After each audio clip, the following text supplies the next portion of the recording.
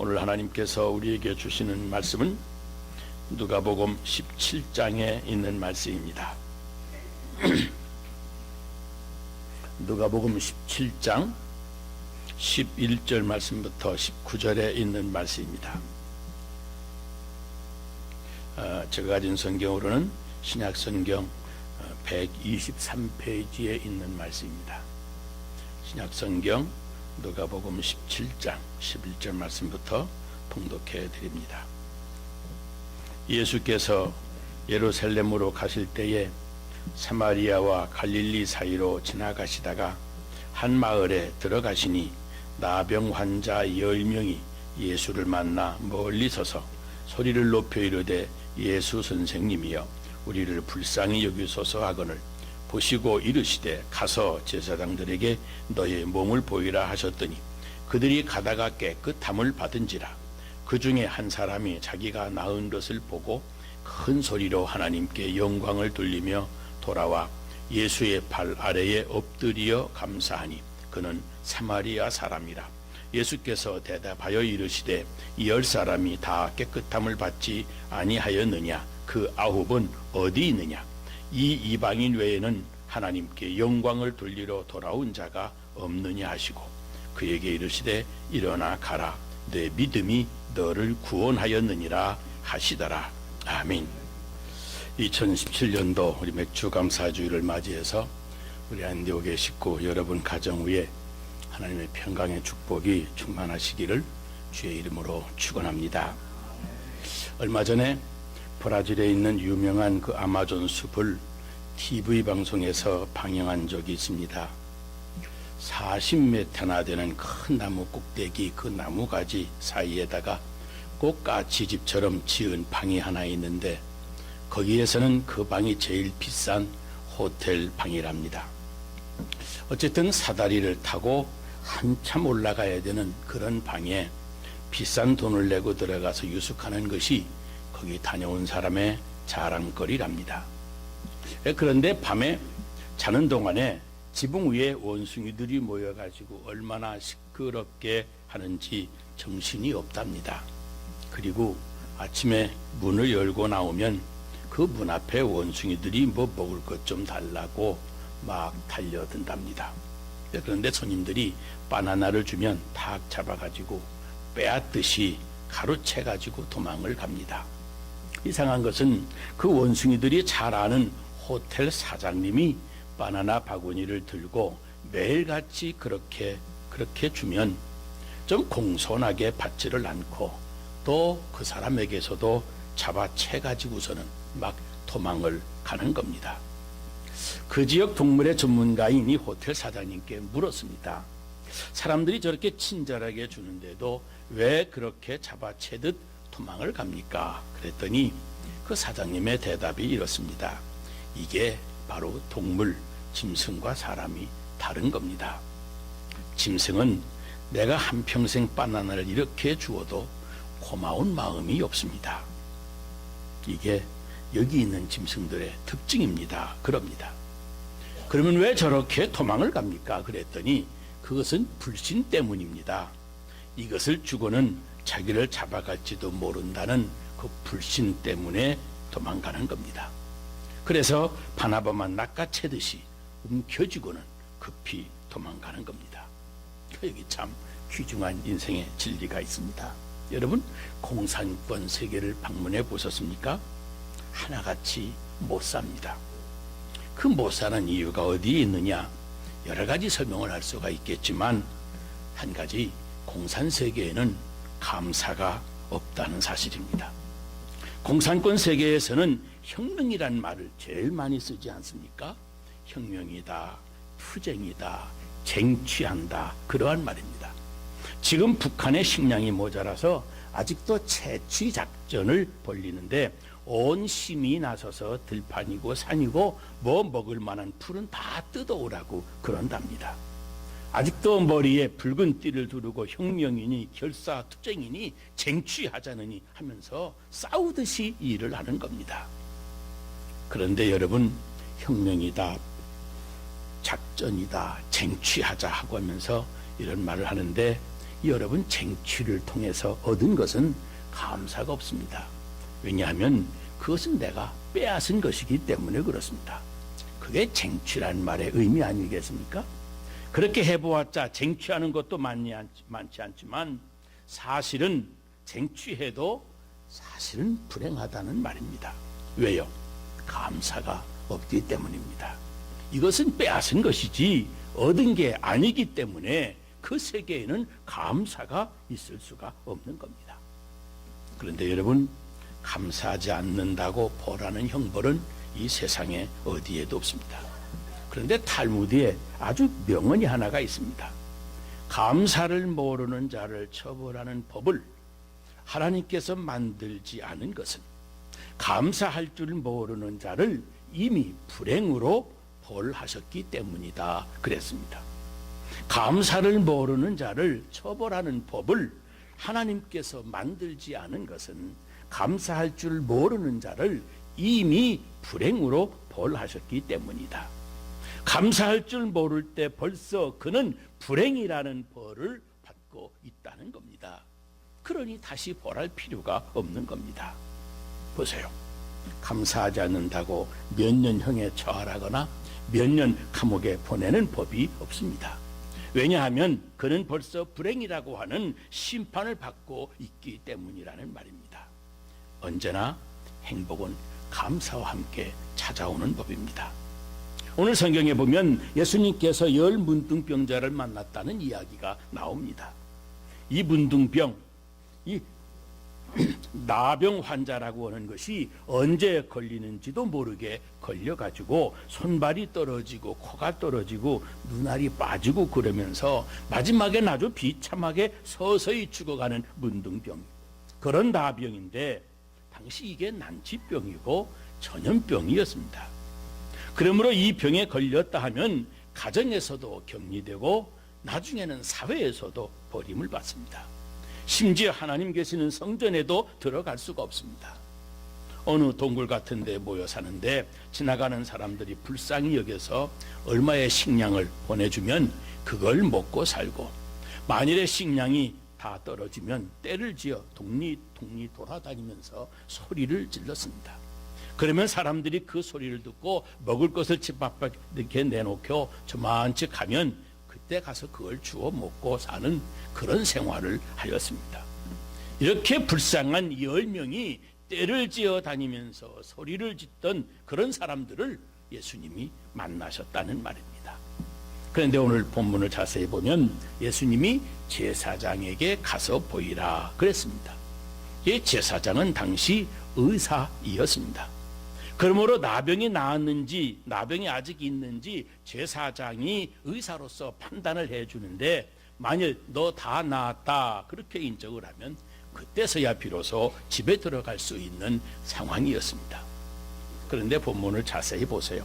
예수님이 그들을 고쳐주시려고 안수한 것도 아니고, 그리고 안 차려주신 것도 아니고, 아직도 병이 낫지도 않았는데 멀리 서 있는데 그들에게 제사장에게 가서 보여주어라, 이 말 한마디 하신 겁니다. 그러니 여러분, 이 한마디 듣고 제사장에게 가서 몸을 보여주어야 됩니까? 말아야 됩니까? 이 나병 환자들 갈등이었을 겁니다. 그런데 이 사람들에게 그렇게 순종할 만한 믿음이 있었는지 제사장에게 보이려고 가는 길이었습니다. 그런데 이게 웬일입니까? 이 10명이 다 나았습니다. 다 한결같이 희한한 일이 일어난 겁니다. 아무리 봐도 나병이 정말 다 나았습니다. 그러니 얼마나 감사하겠습니까? 바로 그 순간에 그 중에 한 사람, 이 사마리아 사람이 가던 길을 돌려서 예수님께 돌아와서 엎드려서 살해했는데, 그런데 그 나머지 9은 이야기 가운데 더 이상 등장하지 않습니다. 어디론가 가버렸습니다. 그래서 예수님이 그 9은 어디 있느냐 찾으셨다고 하는 이야기입니다. 여러분, 우리는 여기에서 알아야 될 것이 하나가 있습니다. 감사가 그들에게 주어진 의무는 아니라는 사실입니다. 오늘 말씀을 가만히 보면 병이 나으면 돌아와서 감사해라 하는 지시를 하지 않으셨습니다. 어디에도 꼭 감사해야 된다고 말씀하시지도 않았다는 사실입니다. 그런데 그 9은 어디 있느냐 하고 찾으신 겁니다. 무슨 뜻입니까? 섭섭해 하시는 겁니다. 여러분, 감사는 의무가 아닙니다. 물론 조건도 아닙니다. 그런데 자발적으로 자원해서 돌아와서 감사하는 것을 기뻐하고 있는 주님의 모습을 우리에게 보여줍니다. 어쩌면 그래야 마땅하지 않느냐 하는 뜻입니다. 굳이 감사하라고 말씀하지 아니하신 것도 당연히 그래야 마땅하기 때문일 겁니다. 그것이 오늘 성경에 나타난 핵심적인 진리입니다. 물론 이 9사람들 너 감사하지 않았으니까 영원히 너는 문둥병에서 벗어나지 못할 것이다, 그렇게 말씀하시지도 않았습니다. 그러니 감사를 안 했다고 해서 그 병이 재발하지도 않았을 것이라고 생각합니다. 그럼에도 불구하고 그 9은 어디 있느냐 물으신 것, 그 병이 나은 것을 알고서도 그냥 가던 길을 가버린 9명과 그 병 나은 것을 깨닫는 순간 당장 돌아와서 살해하는 그 한 사람을 우리에게 소개해 주시면서 너는 지금 어디에 속해 있느냐, 마땅히 감사해야 함에도 그냥 가버린 이 9에 속해 있느냐, 아니면 돌아와서 주님께 살해한 그 한 사람에 내가 속해 있느냐 물으시는 겁니다. 여러분은 어디에 속해 있다고 생각합니까? 이 9명의 변명, 이 9의 변명이라고 하는 작자 미상의 글이 있습니다. 한번 생각해 볼 만한 일입니다. 한 사람은 이게 나은 것 같은데 정말 나았는지 의사한테 가서 정밀 검사를 해봐야 되지, 그래서 가버렸습니다. 의심이 많은 사람입니다. 두 번째 사람은 혹 재발할 가능성이 있는지도 몰라, 그러므로 며칠 더 두고 봐야 되겠다. 이건 나았다고 하는데 꼭 꿈만 같아서 정말 나았는지 내 좀 더 기다려 봐야 되겠다고 그냥 가버렸습니다. 이게 아주 신중론이죠. 세 번째 사람은 내 병은 본래 나병이 아니고 좀 특이한 피부병이었는가 보다, 그러니까 이렇게 쉽게 나았지, 그러면서 가버렸습니다. 이 사람은 해이로운 자입니다. 그 다음은 내 병은 나을 때가 돼서 나았을 거야, 그러면서 가버렸습니다. 여러분, 가만히 보면 그런 사람들이 많지 않습니까? 어떤 병 걸렸다가 나으면 그거 뭐 어떻게 하다가 나을 때가 돼서 나았지 뭘, 그러는 사람들이 있습니다. 자연현상으로 치부하는 겁니다. 또 하나는 병 걸리기 전에 있었던 밭과 재산이 지금 어떻게 되었는지 궁금하다, 이제 먹고 살아야 되겠으니까 그거라도 빨리 가서 알아봐야 되겠다 하면서 가버렸습니다. 또 한 사람은 병 걸리기 전에 같이 살던 가족들, 식구들이 잘 있는지, 특별히 아내가 날 기다리고 수절하고 있는지 그게 궁금해서 가버렸다는 겁니다. 또 한 사람은 예수님이 안수해 준 것도 아니고 나를 어루만져 준 것도 아니고 약을 먹여준 것도 아니고 그저 멀찍이 서서 가서 제사장에게 보여주라, 그 말 한마디를 했을 뿐인데 뭐 예수님이 나한테 해준 것도 별로 많지 아니한데 감사는 무슨 감사냐, 그런 생각으로 가버렸습니다. 다른 사람은 아마 이런 병을 고치는 일은 예수님만이 아니고 다른 라비들도 아마 할 수 있었을 거야, 그럴지 몰라, 그리고 보편적인 일로 생각하고 돌아가 버렸습니다.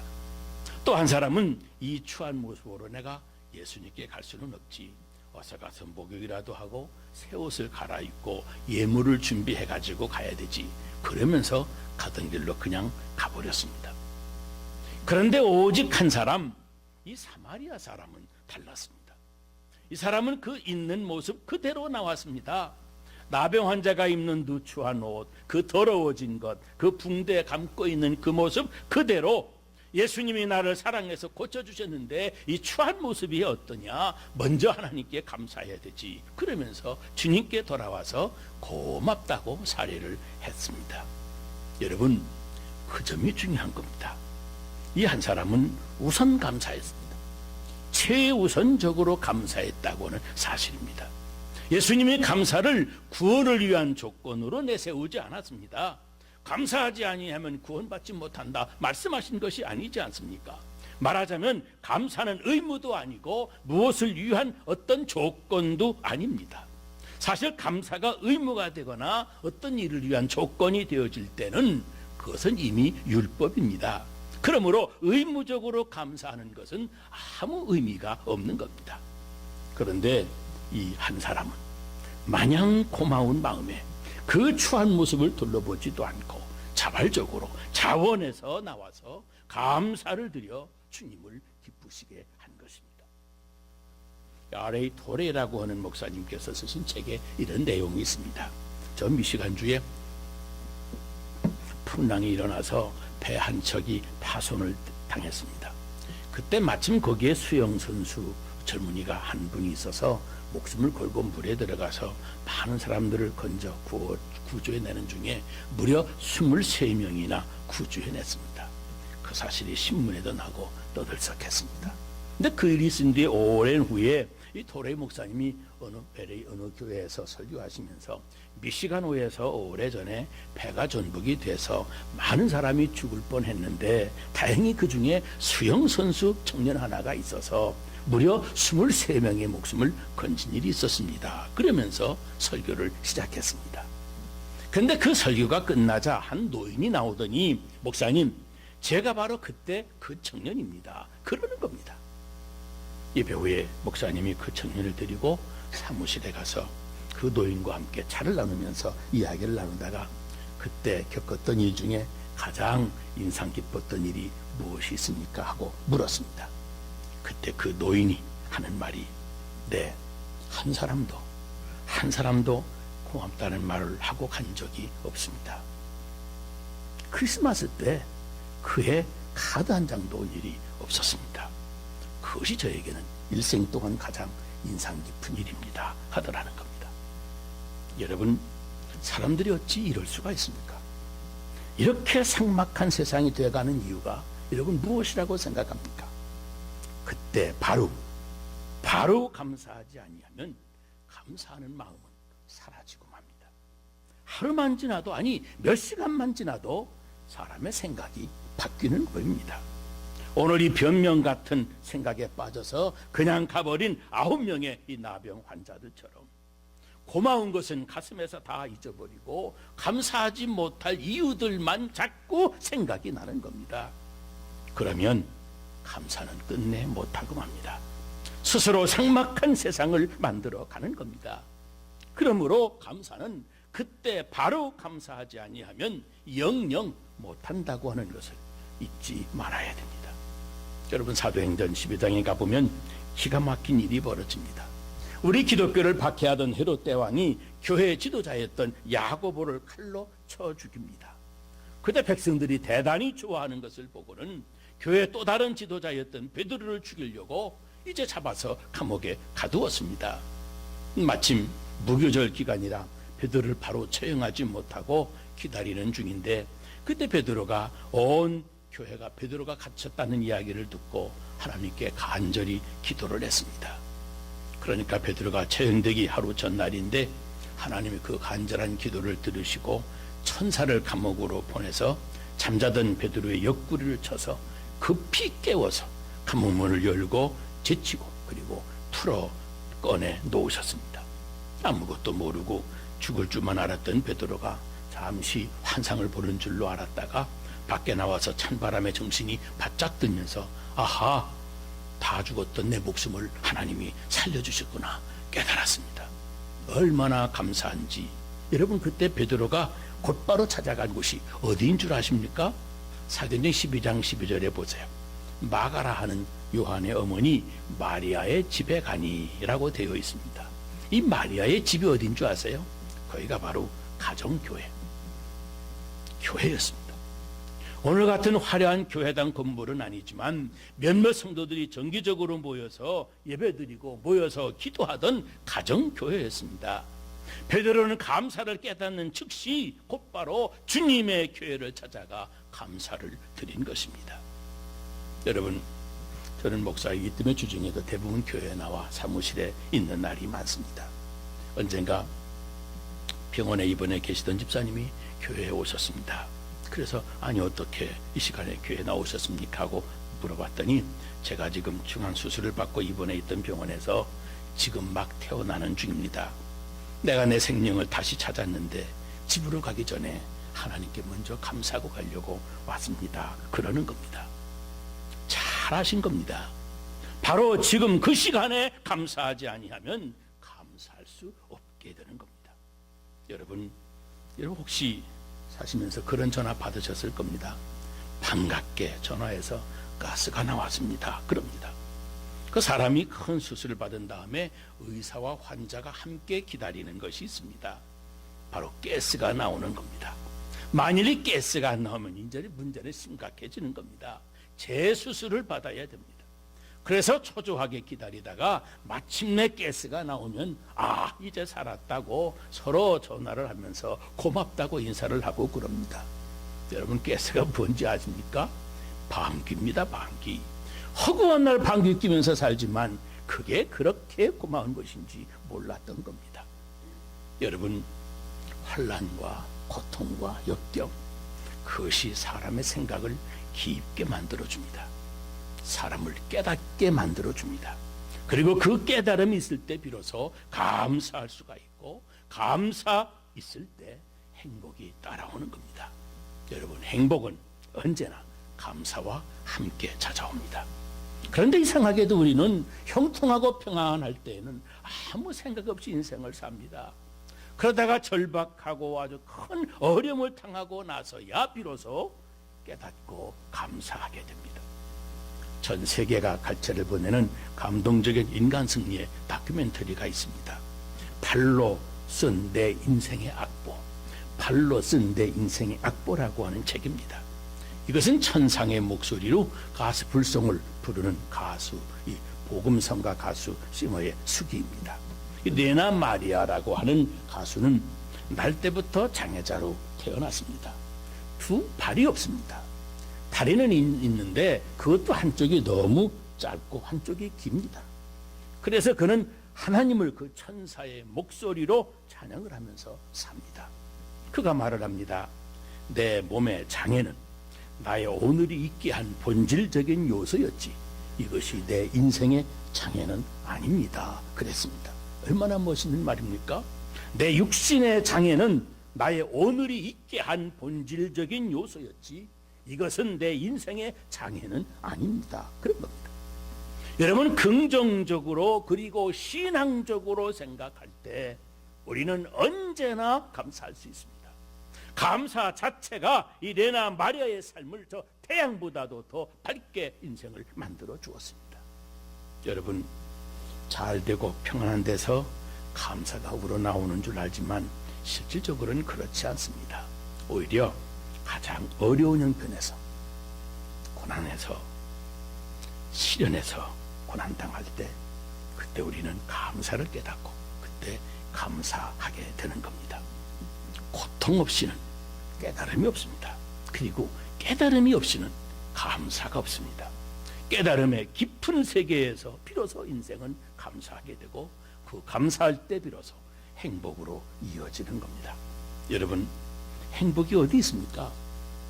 감사함으로 행복이 찾아오는 겁니다. 행복해서 감사하는 게 아닙니다. 감사함으로 행복해지는 겁니다. 감사가 없는 곳에 행복이 없습니다. 성경은 우리에게 간구할 때에도 기도할 때에도 감사함으로 기도해라 그렇게 말씀합니다.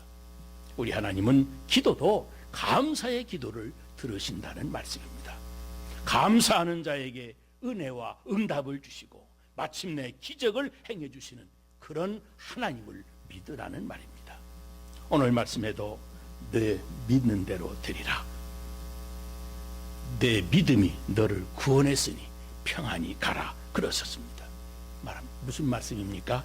축복이 감사하는 사람에게 주어진다는 말입니다. 여러분 나머지 9을 찾으시는 주님 감사하지 않고 그냥 가버린 그들이 보고 싶어서가 아니었습니다. 너도 이 9 중에 하나가 아니더냐고 그 9 중에서 여러분을 찾으시는 겁니다. 여러분은 경제적인 형편도 그리고 사회적인 형편도 시대적인 상황도 형편없는 그 한 사람 감사하겠노라고 주님께 돌아온 그 사마리아 한 사람 그 사람의 길을 우리 주님이 역설적으로 지금 물으시면서 찾으시는 겁니다. 여러분은 어느 쪽에 서 계십니까? 그 옛날 먹고 살기가 급급했던 어려운 시기에 수고의 땀의 열매를 처음 얻었을 때 이제부터 얻는 모든 수확은 다 하나님께서 주시는 축복이라고 믿으면서 맥추절을 거룩하게 지켰던 우리 신앙의 선조들처럼 우리도 오늘 맥추 감사주의를 지킵니다. 가는 길 그냥 가버린 9명이 아니고 그 한 사람처럼 우리도 가던 인생길 멈추고 돌아서서 우리 주님 앞에 나와서 이렇게 감사를 드리려고 하는 겁니다.